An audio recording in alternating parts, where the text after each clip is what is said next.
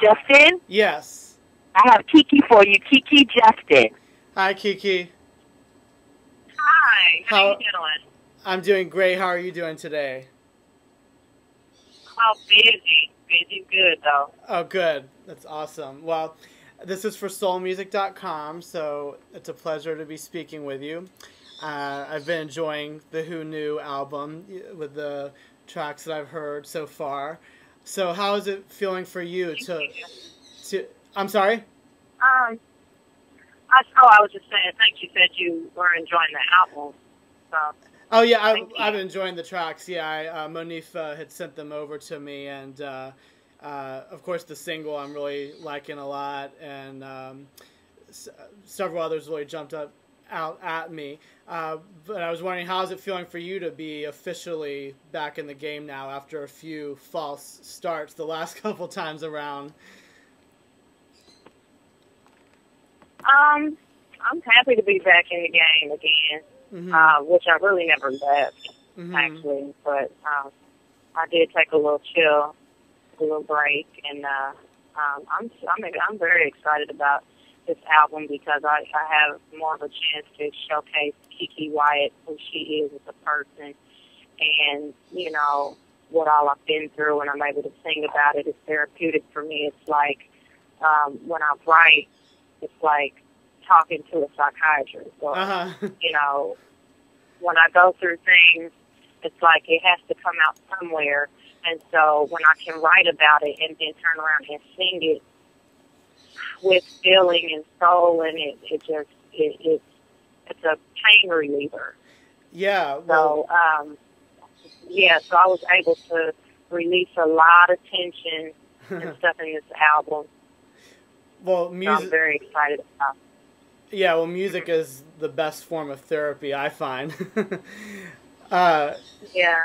Did you write a lot of the songs on this album? Yes, I wrote majority. Of course, I didn't write all. I'm not stupid. I'm not trying to, be one of those ones where every song is so like. No, I didn't write every song, but I did write quite a bit. Because I have a story to tell. Of course. And, it's like, I feel like R&B is a story about your life, and I think people should sing about what they go through so that other people may be able to relate and see that, we go through stuff too, and we're not the only ones, we're not just, that they're not the only ones going through stuff, and that just because we're famous or because we're celebrities in their eyes that we don't go through anything. Well, I want people to know that, honey, I done been through the same stuff that you've been through. Yeah, we're all living life and experiencing our trials and tribulations.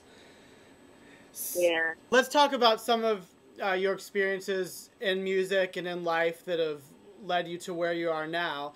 I know that you're from Indianapolis and that music was at least a sizable part of your upbringing from a very young age. From what I understand, you sang or performed a song called Beautiful when you were around 5 years old. That was your first public performance? Yes, I sang that song. My mother taught that to me when I was 2. Oh, wow. And, she taught it to me when I was 2, and I finally wanted to get up in front of everybody and sing it when I was like 5. So that's true. That's true. I grew up in a musical family, a musical home. Like my father, he still plays the organ, still ministers. My mother, she still sings at church. I still sing at church. My brothers still sing at church. So, that part never left. And, wow. And you... I mean, I appreciate my upbringing. And you also got involved in the recording end at a pretty young age, too. Was it a song called What If that you recorded around that time? Oh, my God, yes. Where do you get all this information from? Dang. You pulled them out of the hat, boy. Yes. What if? I think I was like 9 when I recorded that song. Okay. I was a little booger.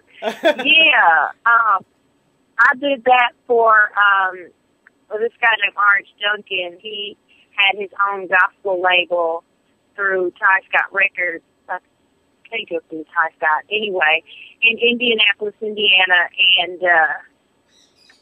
so I got to record that song and put it on his gospel album for a big church convention thing that was going on, and I was like so happy about that. That was like my first real time recording, and people did not believe that I was a little girl. Oh, really? Wow. They did not believe it. Just like when I first came out, they didn't believe that I was 18. Yeah. You know, I don't know why my voice is big and loud. I don't know, but I do know my mother sings like that. She's a very soulful singer. Mm-hmm. And I remember when I was a little girl, I would pray and I would be like, Lord, I want to sing louder than my mommy. Oh, wow. You know, because everybody always says she has like this built-in microphone, and it's so true. She got a big old mouth. And I got it. So I guess I did enough praying, honey, because now my mouth is loud, singing and talking. So you got that little competitive edge going from a young age too.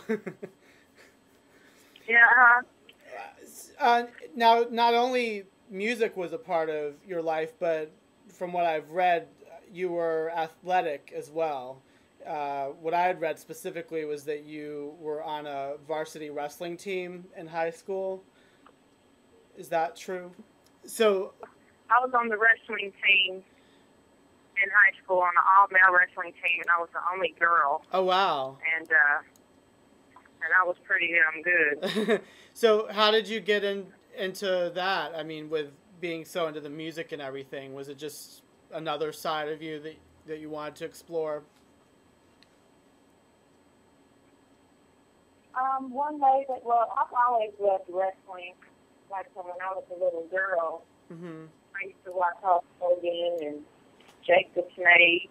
Oh, wow. And cool. all of them. I used to watch all of them, and I loved it so much that when they said there's going to be tryouts for wrestling tryouts, come to, room 235 after school, and I was like, oh, okay. Wow. And when I got there, I was like the only girl, and I was like, what do I get myself into? And so Coach Grundy, my coach, he was like, you here to try out, or you here to, what are you here for? I said, well, I want to wrestle. And he said, oh, okay. Well, here's the gear, get geared up. And I was like, okay. And so he made me wrestle like one of the heavyweights, and I didn't lose. So he was like, wow. Oh, okay, you're a little fireball. He was like, well, come on. And so from then on, I was on the wrestling team. Wow, that's awesome. I trained with the guys. I had to do the weigh-ins with the guys. So when we would weigh in, we would have to be naked. So I would have one hand over my boobs and one over my belly. And so I would just weigh in like all the rest of them.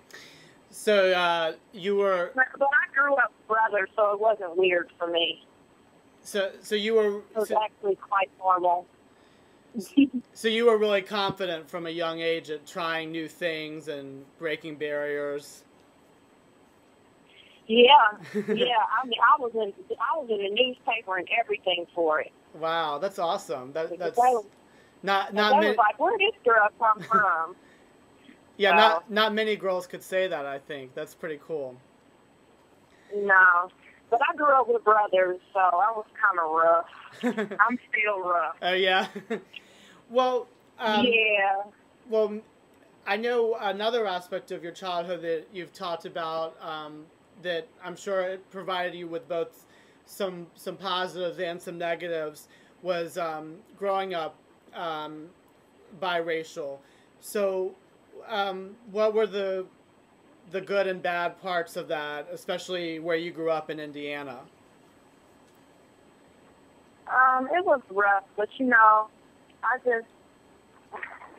you can't help who you're born to, and you can't help what you're born as.